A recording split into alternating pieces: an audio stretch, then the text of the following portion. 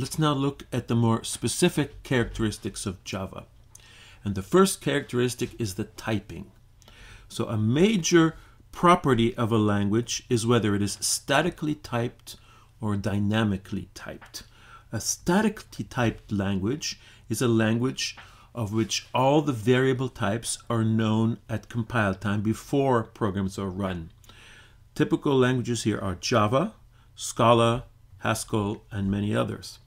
A dynamically typed language is a language in which the variable types are not known when the program is compiled, but are only known during execution at runtime. And typical languages here would be Ruby, Python, Erlang, Scheme, and Oz, the language of this course. So the question is, what do you want the language to be? Statically typed or dynamically typed? In fact, this is a very intense question. It evokes a lot of emotion and intense debate. But in fact, it shouldn't really, because the main issues are guarantees and flexibility. So static typing lets you give more guarantees for correctness, for example. It also lets you improve performance, but the guarantees are more important. And dynamic typing gives more flexibility, lets you extend the program in ways that are less designed beforehand. So in fact, these two properties are not exclusive. It's not versus guarantees versus flexibility, but there are ways of getting both. So the static versus dynamic typing discussion is not an exclusive or thing.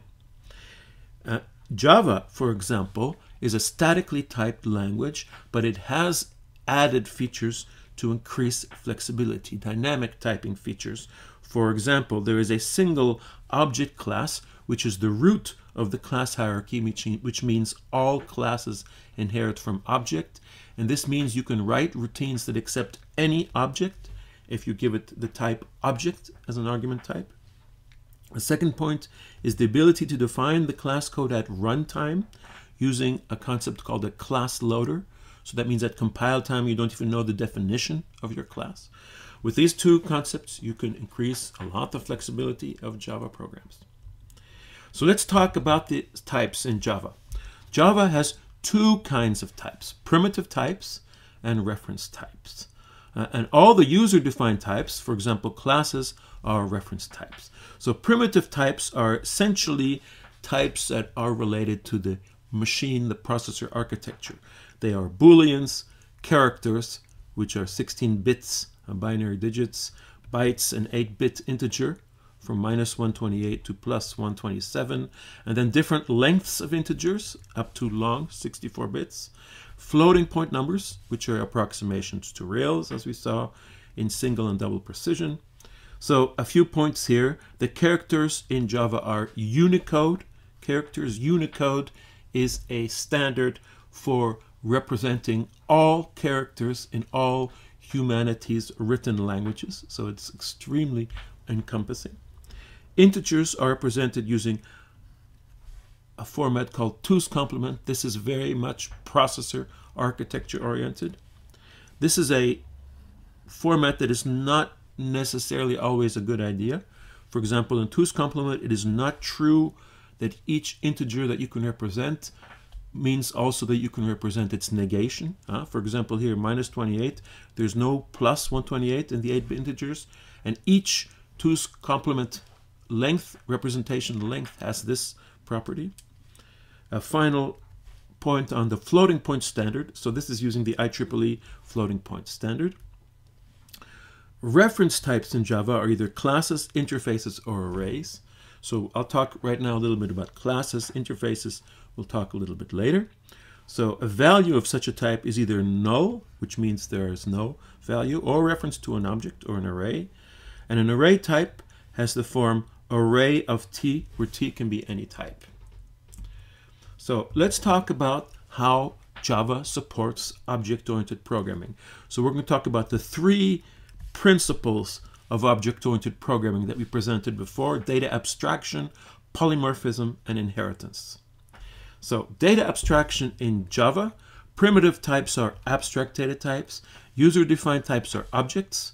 There are rules of visibility for defining user-defined types. There are 4 possible visibilities: private, package, protected, and public. Private corresponds to objects that are only looking inside themselves.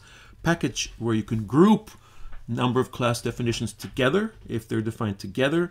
Protected is like package also, but it also supports visibility for inherited classes, and public is visible everywhere. Final point, objects of the same class, that are instances of the same class, can see each other's attributes. They can see inside each other. This is in fact an abstract data type property. So the objects are not purely objects. This is very important to have this property, in fact. Okay, polymorphism in Java. So there is what in Java is called dynamic polymorphism, where you can have methods in different subclasses that have the same name.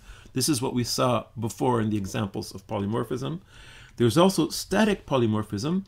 In fact, this is something introduced by typing, because you can have 2 methods of the same class that differ only in the types. Well, you can also use polymorphism for this, and this is called static polymorphism.